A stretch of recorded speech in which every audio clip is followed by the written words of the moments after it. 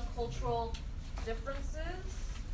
So what this point is looking at is how people often make blanket statements about a specific group of people. So for example, your book talks about how a lot of some people in the West tend to indicate that India, China, and Japan, everyone behaves in a very Eastern way without really indicating how and what that really means. But the general idea is people in India is going to behave differently than people in China, and people in China is going to behave differently than people in Japan.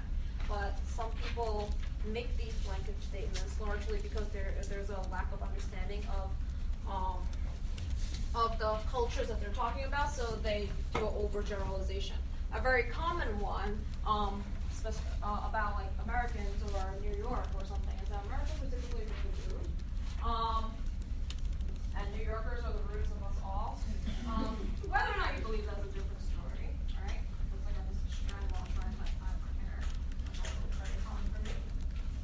Okay, so there are 3 reasons why that happens, by the way. One is because we are looking at cultural psychology. Cultural psychologists are always more or less looking for differences. So if they're indicating that everyone is similar in a different way, that's not going to give you as much data as they really want. So they're going to do whatever they can to differentiate groups and identify how one specific group of people are going to be different than the group that they're used to. So that's the first reason. The second reason is statistical reasons.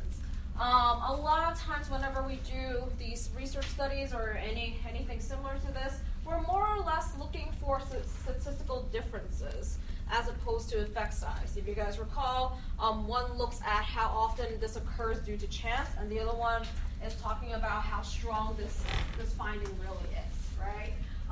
When we're looking at statistical difference, so in terms of the p-value and not the effect size, we're only looking to see the frequency of one thing over the other, or the scores over one thing over the other, and not the strength of those numbers, right? And because of that, people tend to report in a very blanket type of statement. Does that make sense? Especially if you're looking at a population or if you're looking at a sample that generally has a large, or a population that generally has a large population versus a group of people that's generally a much smaller group. Make sense? So they're not really controlling for those factors. The third one is the difference between the out-group versus the in-group. So we're talking about the homogeneity bias here. The general idea is if you're within a group, you're going to automatically think that everyone in your group is different in some way. Everyone's an individual in the group that you belong in. Does that make sense? Whereas the other group that you're not familiar with, you're going to think that everyone's similar and the same. Yeah. What does homogeneity means? Homogeneity? Yeah. Well, when we're talking about anything that's homogeneous or homogeneity, we're basically talking about things being the same, right? The opposite of it will be heterogeneity, so indicating that everything's different in different ways. That's all. So again, the in-group and out-group bias is based on the fact that it depends on which group you're in. If you're familiar with one particular group, you're going to automatically say that everyone in your group is different because you know them. You know how they're different, all right? But if you're looking at another group like 3 blocks away from you or just right next to you, you're going to assume that everyone in that group is exactly the same because you don't know how they're different from each other, right? So it's the easiest way to look at it like that. These B's are going to be like, yeah, I know the difference between this guy and this guy, and the other way around.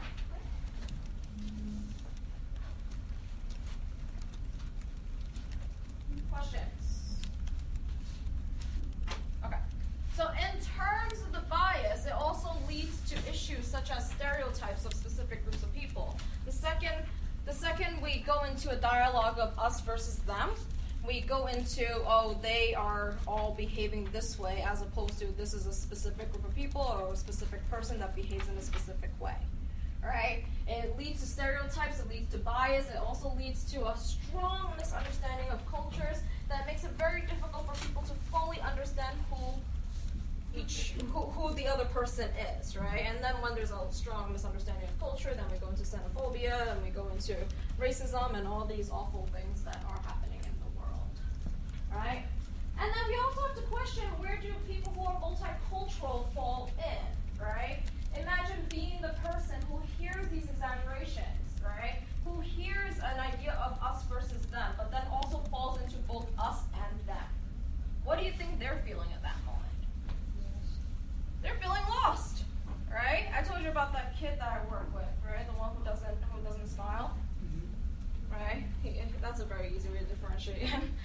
doesn't smile. He is a mixed race child, and I'm not going to tell you what his racial background is, but he's a mixed race child, and his parents are separated. His father constantly points out that it is the cultural, the reason why his mom left the family is because there's a cultural reason behind it. And this is very common within the culture. What do you think he's teaching his son? To hate his mom's culture. I can't hear you. To hate his mom's culture. To hate his mom's culture, and by extension, who else is he supposed to hate? His mom. His mom, right? He's supposed to hate his mom because dad does not like mom, right? So what dad does not seem to realize is that he's doing that, right? I tried telling him. Dad doesn't want to listen to me. Probably because, yeah, not going to get into that. But this child does not seem to know where he fits in, right? He doesn't behave like his father does, which is why his dad brought him to therapy in the first place. He does not behave like his brothers do because, again, if he was, then he would not be in therapy in the first place. And because of that, he has no idea where he fits in. This child is 11, and again, this is a kid who does not smile, who does not laugh. So he has a strong sense of not knowing who he is, strong sense of depression, anxiety. What else would you think he's feeling? Loss is a big one. What do you think? Confusion. Confusion. He's definitely confused. Loneliness. He's definitely lonely. Yeah. Does he lack like emotional connection? Yeah. He's not going to connect with anything. He doesn't see his mother at all? Or? She sees him. So here's a sad thing. Did I tell you guys about my? No. I observed their communication. So mom came to the session once, and she will do very mom things. You know, if he's picking on his fingers, she'll try to pull his fingers away and try to see why is his fingers a little cut and dry. You know the very mom thing that they look at their hands. This child, the second mom holds his hand, he pulls away. Mom's trying to hug him, he pulls away.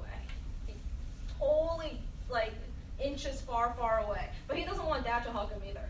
So and the way I saw it was, mom is the parent that actually supports him, but mom's also the parent who left him. So where does he fall? He feels betrayed. He feels betrayed. He feels betrayed, he feels abandoned. What else does he feel? Lack of trust. Lack of trust. He does not trust her, alright? And by extension, he does not trust anyone by that cultural background either because of what his dad has been teaching him. Yeah. Also like lack of identity because he doesn't know where he belongs. No identity whatsoever, does not know where he belongs, does not know where he fits in, right? Even the way he looks does not fit into any of the cultural backgrounds, right? His parents are very, very different in terms of ethnic background. Yeah. He might be older for this, but he sounds like he has an insecure avoidant attachment, which might not be so set in stone because he's older, but still with that abandonment, having that avoidant and anger against a parent for leaving. He can't voice the anger. And one of my goals of working with him is he has to learn to voice the anger. He has to learn to forgive his mother. It's hard, obviously it's hard, right? Because he feels very abandoned by his mom. But the truth is, if he does not forgive his mom, he's not going to feel better. And that's something he's not willing to listen. He doesn't have a sense of self at all, by the way. If you ever ask him what's his favorite color, what's his favorite anything, he's just like, I'm not sure. But if you ask him for facts, he'll tell you everything. Because the facts has nothing to do with him. So he has no idea anything about him. So I'm trying to build a sense of identity with him while trying to get him to find his voice, which is one of the hardest things to do, especially for a child who does not realize he can have a voice. Yeah? What? Not necessarily. I work with a 6-year-old who speaks up all the time. So, yeah. Speaking of which, that 6-year-old threw a tantrum yesterday because he wanted to sit in mommy's lap. It was cute but sad at the same time. Anyway. No, he's not too young for that because he just started 6th grade. So he's right in the early adolescent stage, so he's supposed to find his identity. He's supposed to figure out where he fits in. He's right there. But every time he exhibits any behavior that is congruent to that age, his dad thinks he's being manipulative, or that he's lying and being manipulative, essentially. Which, no matter how many times I tell Dad that is not really what he's doing, he's just doing what every 11-year-old would do, right? He doesn't believe me. Dad doesn't trust me. What about the kid's relation with his dad? Like, you said that he doesn't let him hug him, right? Mm-hmm. Oh, he's terrified of his dad. Oh. His dad, this is a very silent child, and his dad is afraid of silence. So if you ever ask this kid any question, and his dad's in the room, and the kid takes longer than 5 seconds to answer, his dad will interject and answer for you. Yeah. He should be taken away from his dad. Like his dad, the child should be taken away from his family. Yes. I think his mom should take him, but right now he's mad at his mom. No one should take him. Like He can't be separated from his family. He will be even more abandoned. But here's the thing. His dad taught him how to hate himself because he hates his mother culture, which is he part of this culture because racial background. So it's like I gotta hate myself now, and I can't talk to anyone because I was taught to be like that. So what's the purpose? The dad is very classic. I'm not gonna let anyone tell me what to do, and this is how I see it. So don't come to a service then. He sounds very misogynist. Oh yeah. I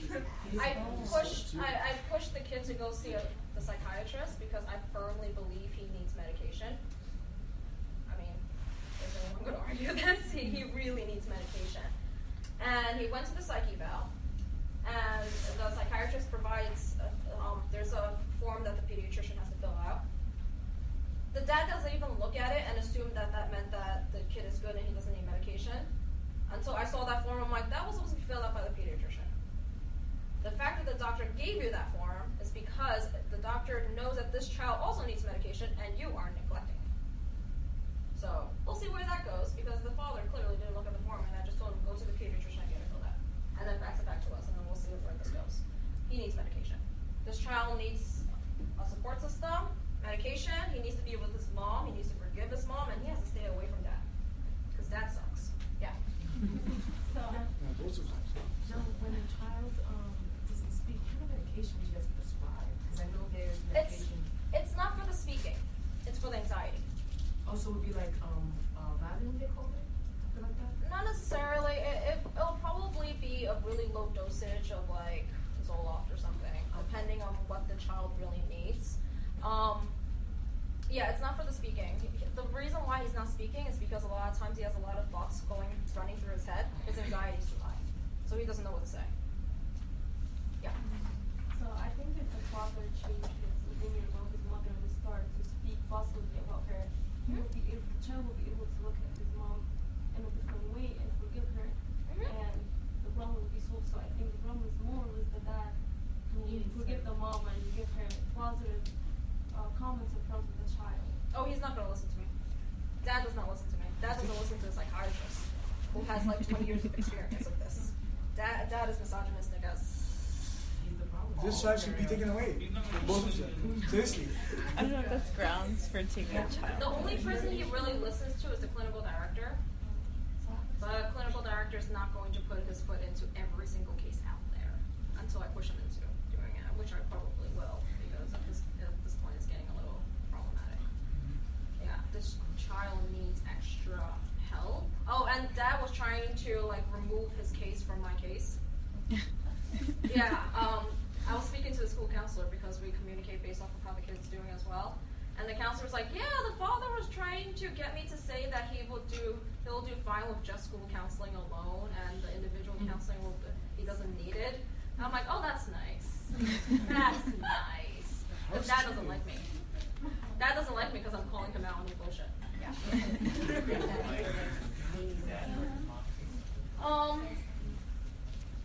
It's a little complicated. I think mom filed for divorce and gave dad the custody. I think that's the general idea. Why? Oh, because dad is a little bit more financially stable than mom. Yeah, but But what He does was, by the way, he was 4 or 5 when this You- happened.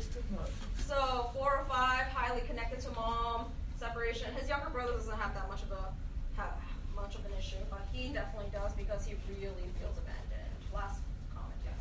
Also, it could be because he wanna connect himself to his mom, but he knows because he's staying with his dad, and his dad hates his mom. He cannot do that. So like maybe that's the reason he said hating his mom too, just to get connected with his dad. Like identification. Yeah, just It could be. I honestly think it's because his dad like fills his brain with such filth at all times that he can't differentiate between them. So no matter how many times I tell this child that adults can be wrong, you can speak up, and there's nothing wrong with saying no to what your dad says. He's not going to listen because dad says, I'm the parent, you should do what I say. And I only see this child once a week. Yeah. So as I took a family psychology, they always say that some child, they see when they do a problem or they get in conflict, they are the connection between the mom and dad. Maybe he wants his mom to go back to his dad. So in this way, when they meet in the sessions or go to therapist or talk about their conflict, they are back in a way. Yeah, I mean, it's important to look at it in the cultural standpoint, yes. But even if you don't look at it a cultural standpoint, dad has a high level of anger towards mom, and dad is taking out the anger on the kid. He should not be living with his father. He really should not. It's such an issue. And I cannot technically call ACS on that because I don't trust the father. That doesn't make sense. But what I can call ACS on is medical neglect if he refuses to let the child take the medication he needs. I hope that it doesn't come to that point, but I do have the power to do that, so maybe he will listen for once. How do you help the child create identity and sense of belonging? I give him the space to express himself. Whatever he needs or wants to do in the session, I let him do it. I don't tell him that you cannot do that. I don't give him, I give him suggestions. He likes to draw, but he never knows what he wants to draw. So it's a lot of that. I literally give him my computer, the keyboard, so he can type out what he wants to kind of draw. But even when he draws, he just copies off of what he finds on Google, and he doesn't make it his own. So I'm always trying to get him to make it his own, but that's also something that he struggles to do because the image on the computer does not look like that. So how is he supposed to make it his own?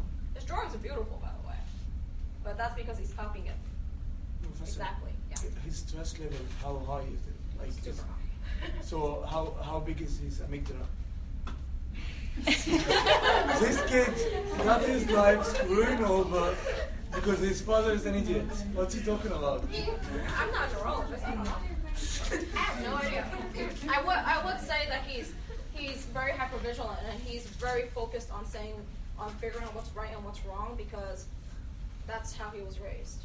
Alright? So even when he's drawing, he looks at me to make sure he's picking up the right color.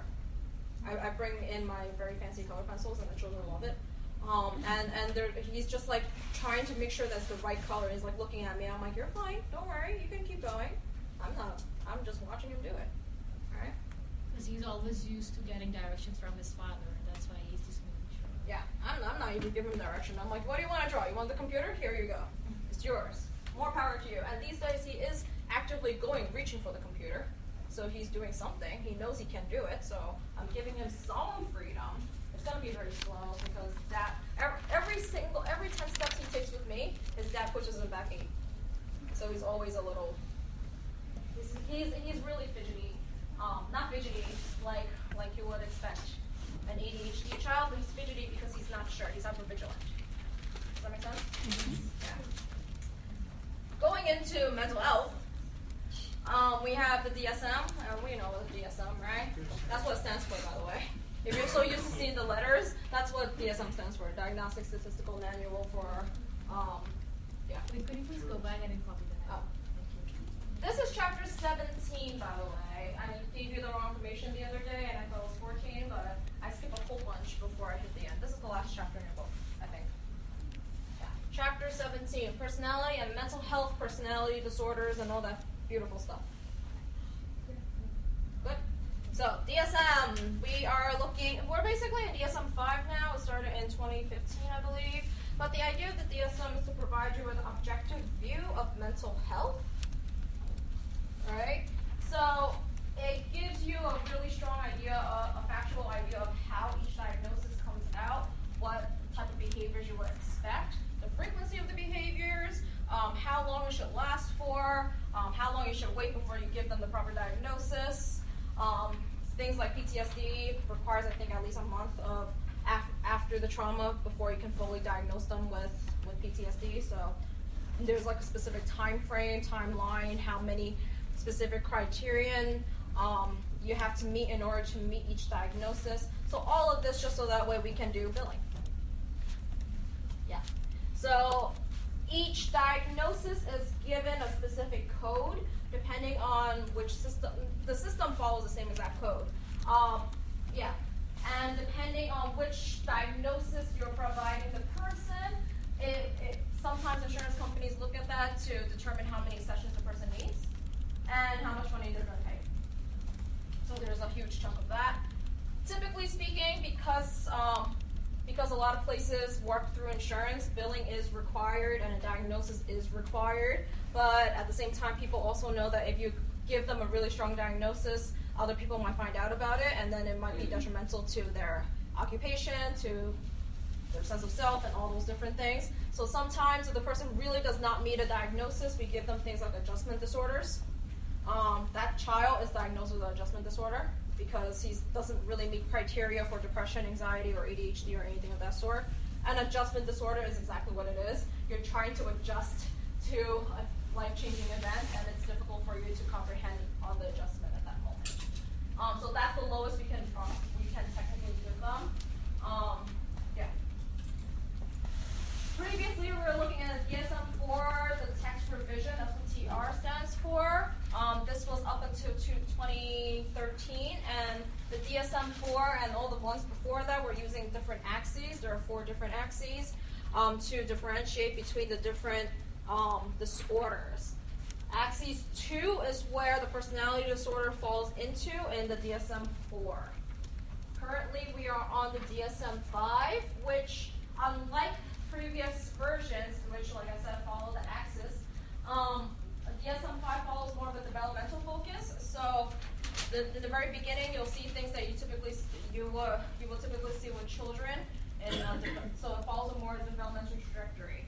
So things like Alzheimer's and dementia and all those different things will fall on the very back of the book because it follows the developmental track. Make sense? Mm-hmm. Questions so far? Good. Now, personality disorders do not follow any type of developmental focus. So personality disorders on the DSM-5 is actually all the way in the back in their own section. In fact, the DSM-5 criteria for the personality disorder is exactly the same criteria as it was in DSM-4. All they really did was copy-pasted it over. They haven't figured out how to differentiate between that. Although there are 4 personality disorders that the DSM-5 is indicating that there's not enough research for, so they'll probably take it out in later versions of it. Okay, and we'll talk about the 4 later. Your book, in fact, because it only focuses on, because there's not enough research for 4 of them, your book only gives you information for 6. Okay, so for the remaining 4, I basically took the information from the DSM itself. You don't need to know it as much as the 6 that your book goes into it. You just have to know what they are and how they're different from each other. Is that fair? All right. So, personality disorders. There are 10 in all. The star indicates that there are 4 that there's not enough research for. And what they are basically socially undesirable traits taken to an extreme, whatever that means. But think of a very socially undesirable trait. Any one of them. Give me one. Psychopathy. Like killing people. Awkwardness. Okay. So a person who's socially awkward does not have a personality disorder.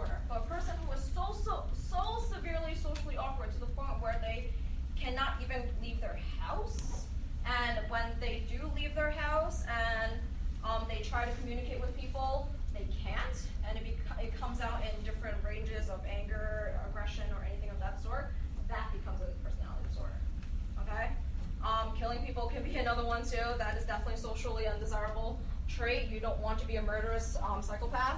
But the idea is, if you have the urge to kill and then you act on it and then you do it consistently, you're probably diagnosed with antisocial personality disorder. Right? Personality disorders are highly linked to interpersonal relationships. So what that means is the behavior itself is going to cause issues in the way you relate to other people. Okay? This can come out in a gazillion different ways depending on what the disorder we're talking about is. Obviously, it means that you have issues with other people, but more importantly, you have issues with yourself. Okay? That does not necessarily mean that you know something is wrong, because typically, people with personality disorders see it as a more of an egocentric element, as in they don't think anything is wrong with them. When we say something is egocentric, it means that it's protecting the ego. It's a very positive thing to talk about. Okay? This is one of the main elements for personality disorders, mainly because other disorders on the DSM indicates that other disorders, the symptoms of other disorders like anxiety, depression, PTSD, oppositional defiant disorder, or anything of that sort, they're more ego dystonic, meaning that it actually hurts and damages the ego. So obviously with anxiety and depression, it hurts the person, it hurts their sense of self because it's damaging and they want to get rid of it. A person with a personality disorder, on the other hand, do not see their symptoms as something that's hurting them. Instead, they see nothing wrong with them, and it's other people that's wrong with them. Make sense? Yes? Any questions?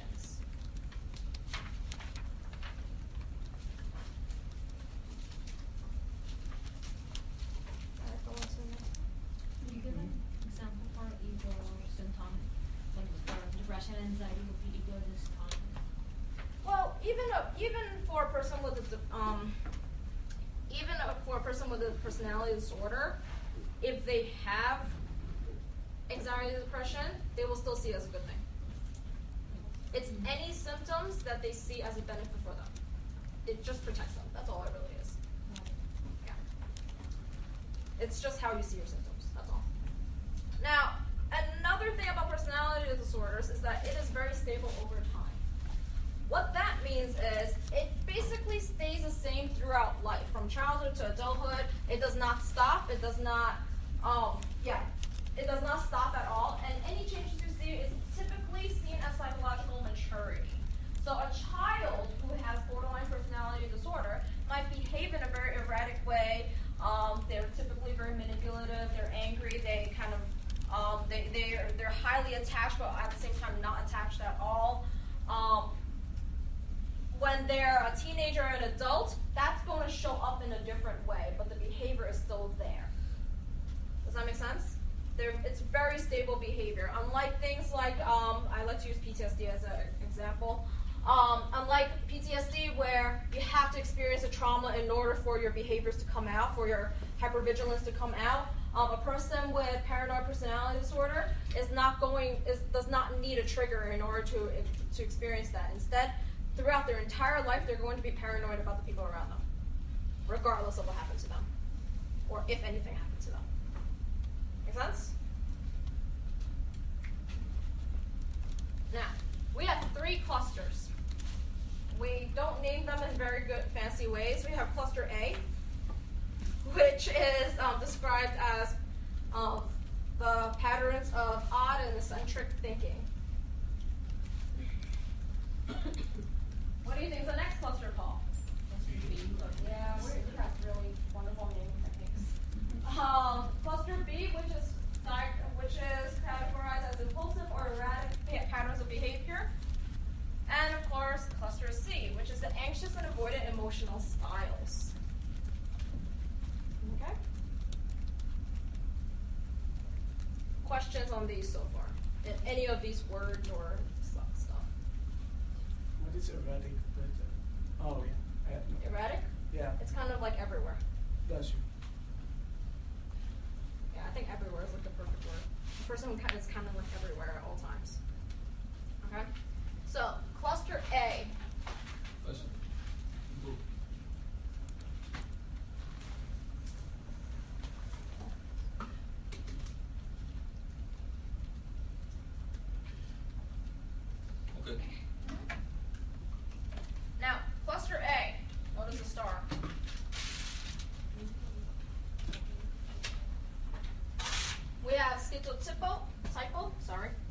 We have schizoid and we have paranoid. Schizotypal? Typal? I don't know. Something like that. Alright. So the two with the stars are the ones where you don't have to know too much of, but the ones without the star is the one that you definitely have to know. Okay? So, Why was it moved from the? there's not enough research about it. Gotcha. That's why. And more often than not, you can these symptoms you can most likely see in other diagnoses as well. So it's hard. There's too much overlap. Like schizophrenia. Yeah. Well, schizotypal, typal, whatever. I have the DS on the PDF one. You can find it, by the way. It's not illegal. So for each one of these, I gave you the diagnostic criteria. You guys see how there's an A, 1, 2, 3, 4, 5, and all that stuff? Mhm. For each one of the personality disorders, you have to meet a specific number before you're actually diagnosed with them. Alright? Yeah. So what schizotypal, I don't know, behavior generally means that it's a person who is approaching schizophrenia. Now, what do we know about schizophrenia? There's a high disconnect from reality, right? That's the first thing we know. All right, they are typically categorized with hallucinations and delusions. All right, there's a really split mind. They don't know what's real and what's all in their head. Right? A person who has this personality disorder is very close to this, which means that they are very superstitious. Not suspicious. They're very superstitious. They are the people who will never have a black cat. Because, you know, if the black cat crosses your path or something else, I don't know, or whatever they say, alright? But they're highly superstitious to an extreme, alright? They will take every single superstitious belief from every single culture and believe all of it. Yeah. And they do not see anything wrong with that, because they're trying to protect themselves, and this is what they do, alright? They're typically seen in very odd and unkempt clothing. And you see this a lot with people diagnosed with schizophrenia as well. A lot of times, from what I understand, their symptoms become so severe that they forget to take care of themselves. They forget to shower. They forget to change their clothes. So they literally walk around in like clothes like just hanging off, and they don't even realize they're doing that because they're having such a high level of hallucinations and delusions that they really don't know what's happening with them right now. Yeah. So imagine being thrown into like a whirlwind. That's them on a regular basis. Yeah. So a person with a personality disorder is very similar to that, all right? In terms of connecting with other people, they tend to have extreme discomfort when trying to relate with other people, and they have difficulty having close relationships. In fact, people who know them often describe them as very off-putting. So why would a person be described as off-putting? An off-putting personality. They are unpredictable in a way. Like you don't know what he's gonna do next. Mm-hmm. So they're unpredictable. They're kind of, yeah. Like unapproachable? They're a little unapproachable, right? You don't know what they're thinking, right? You don't know what their next behavior is. You can't predict. You can't tell what they're going to do. So a lot of times people kind of stay away from them, right? A lot of times the people, the kind of like the crazy people you see on the train who's kind of like yelling at people for no reason, they're probably in this category or in the schizophrenia category or somewhere in that realm because they have a strong delusion that something's about to happen and they don't know what it is and they just think that something's going to happen. So people just kind of like immediately stay away without even knowing what's wrong with them. It's those people. Now, in terms of the population, they range from 0.6 to 4.6% of the population. The 0.6 came from a study in the Netherlands, whereas 4.6 came from a study in the United States. So it's somewhere between there. It might be more, might be less. I'm not sure, but that's what I was told. There's still a lot. Yeah, it's still a lot. Absolutely. Now, do you think this is more common in males or females? Males. Males. This is the one. Yeah. Any questions on this one? Why male? So, like, when I read this, I think it's like it seems like I don't see the difference between schizophrenia and schizotypal as clear. Because like I know a lot of schizophrenics, what's the main distinctions between the two? That's my question. When did the behavior start? So that's one. For schizophrenia, offset's usually around 18 to 22, roughly around then. So you have to hit adulthood. That's when it usually happens in early adulthood. That's schizophrenia. This behavior has been since forever. Okay. It's consistent throughout. That's one of the main things. This behavior also does not link to any levels of hallucinations or delusions. You can link the superstitions to delusions, of course, but hallucinations are not there. Okay. Yeah. But a person diagnosed with this is highly likely to develop schizophrenia in their adulthood stages. Don't know the percentage of that, I should find out, but that's the general idea. It does happen though. Yeah. Yeah. I would think so. It might be. I mean, it's really hard to say, especially since this is one of the things, right? They're kind of like separated from a lot of people, so it's really hard to say. That per se, I would say a lot of these are definitely hereditary. It's hard to say to what extent though. So it is genetics. Genetics definitely play a role in it, right? Like The environmental factor definitely plays a role. If you grow up in a home that's constantly telling you to be careful of these little superstitious things, you're gonna end up behaving in that way as well, and then you're gonna constantly believe it. That modifies your brain in a different way as well. Yeah.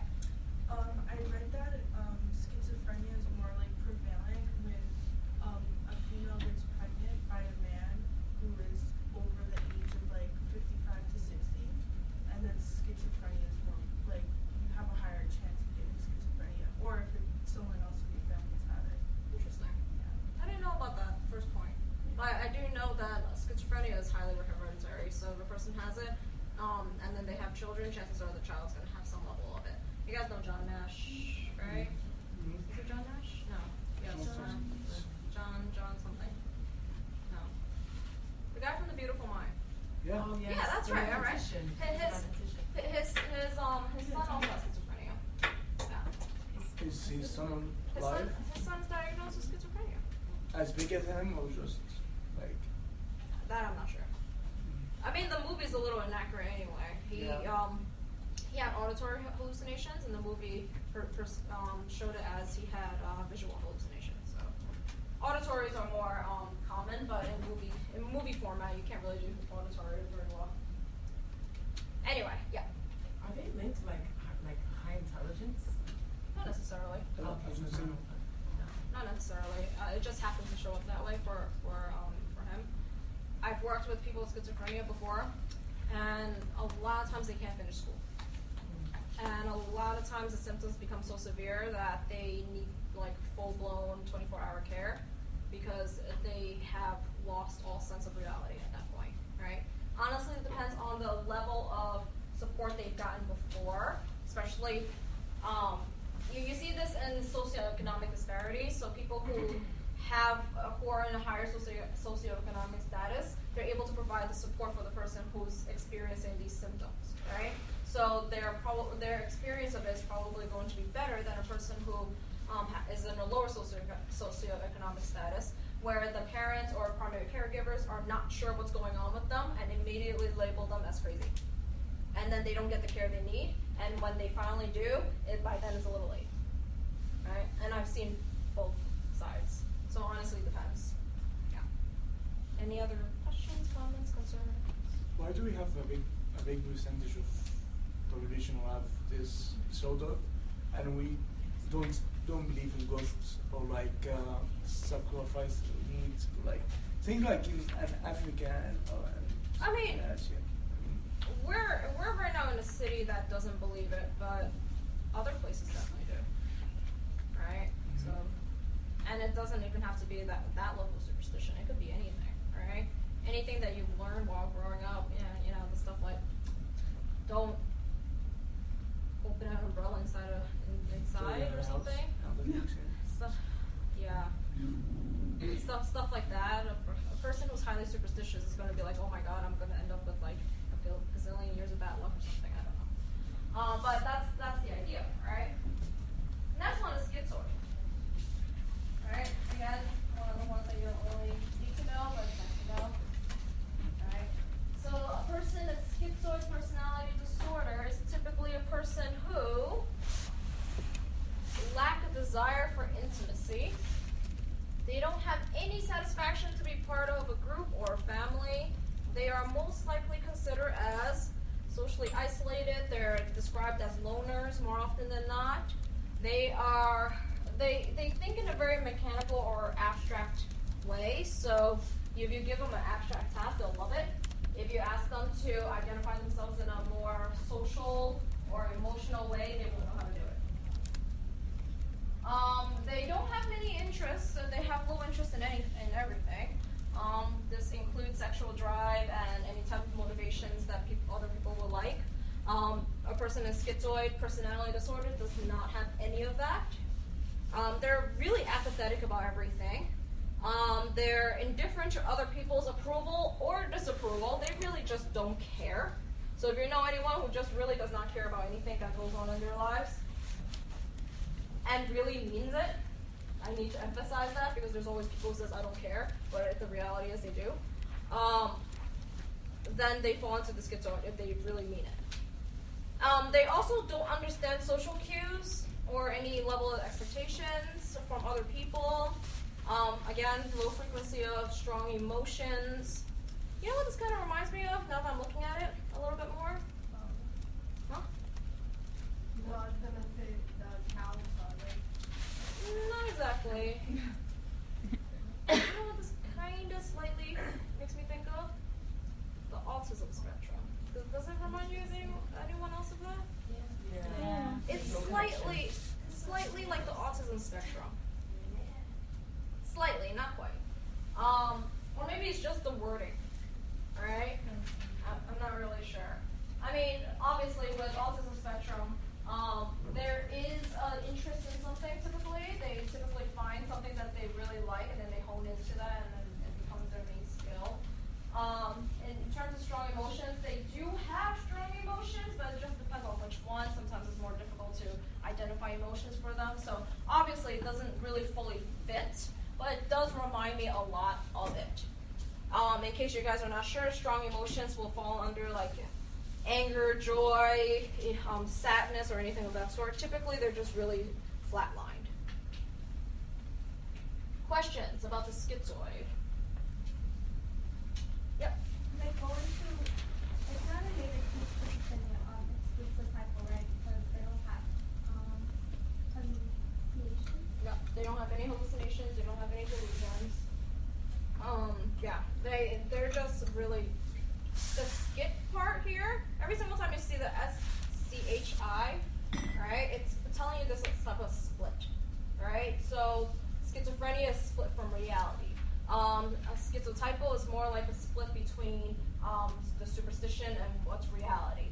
Schizoid is more like a split between your personal interests and other people's interests. Was there a hand? Yeah.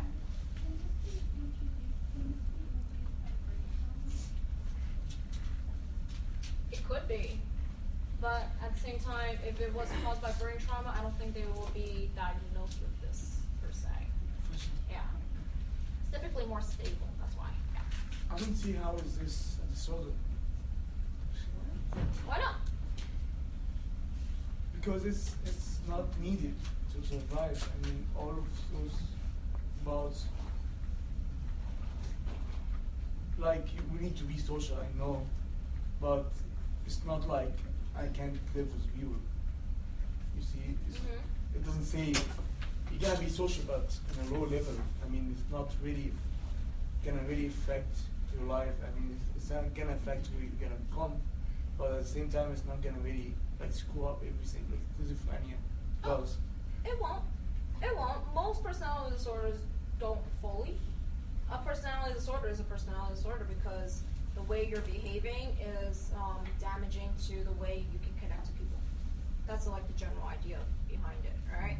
This type of behavior will definitely damage the way you connect to people, right? And because because humans are very social creatures, the second you lack the ability to connect with other people, you're basically putting yourself in very vulnerable positions. That's what it really is, right? For a person who is diagnosed as schizoid, they have a general lack of interest and lack of care towards what society needs, what society thinks, or anything of that sort. But at the same time, they don't really care about themselves either. They're very indifferent. So there is going to be a lack of self-care in a lot of different So ways. they don't because care about. So they don't care. I They didn't. just- I didn't get this. Yeah. They just really don't care. That's also the. Right? So, and when you have a person who just really does not care and does not see the purpose of caring, you are unable to connect, right? And that's what makes it problematic, right? But at the same time, the reason why there's a star there is because there's not enough research supporting it, right? So perhaps it shouldn't be a personality disorder. Perhaps it should be something else. Maybe it is because of traumatic instances that cause that. Maybe it's because people who say that they don't care are people who actually do care, but they can't verbalize it. So a lot of it is trying to get them to verbalize that they really do care, right? And try to figure out what they really do care about. Does that make sense? So it's a little bit of all of that. Males are more common than females. All right. Do we have time for paranoid? Let's go into paranoid. So the paranoid person, another one that the research does not fully support anymore, has a very high level of distrust and suspicious behaviors. Are we surprised? The word is paranoid. All right? Which also means they see other people as very malevolent, and they think that they're out to get them. They assume other people is out to exploit, harm, or deceive them, even though they might not have any type of evidence at all. They don't understand any idea about loyalty. In fact, they doubt most people's loyalty and the level of trustworthiness. This is a highly paranoid human being. And they are very reluctant to confide in others. I mean, that makes sense, seeing that they don't trust anyone. Why would they confide in anyone? Alright? And more importantly, they never forgive and they never forget. Right? Oh, they are also the person who needs complete control in relationships.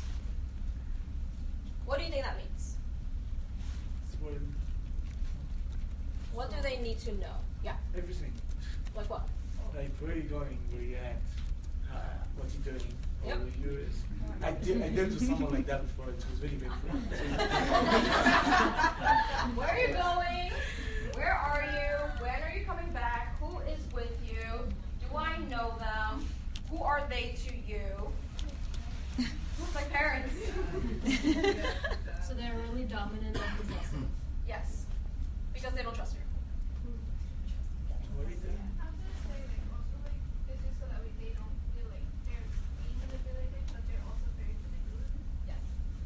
All the time. Right? And, you know, if you ask them, why don't you trust this person? Right? They're going to be like, why should I? I don't see any reason why I should trust them. I don't see why I should trust you. Alright? And then they'll go into a whole bunch of different ways the person can be deceiving them. None of them is actually true because there's no evidence of it. But, you know, they firmly believe it, and that's just how they think. Right? Any questions about cluster A? What is No. the fourth bullet thing, even with little or no evidence? Huh? The fourth bullet? Oh, even if there's no evidence that the person is going to harm, exploit, or deceive them, they're still going to believe it. That's all. So why do they form relationships in the first place? So they can manipulate it. So they enjoy it then. I mean, they don't trust people, but they're still social people, so they still want to be around people. That's right. Yeah. It's like, yo, it's crazy. Yeah. I don't know if this is more men than women. This didn't come up. Your DSM sometimes tells you if it's more men than women. Chances are if it doesn't come up, it's because it's relatively equal in both. Alright? Any questions? I will see you on Monday. Our last week is next week. Yeah.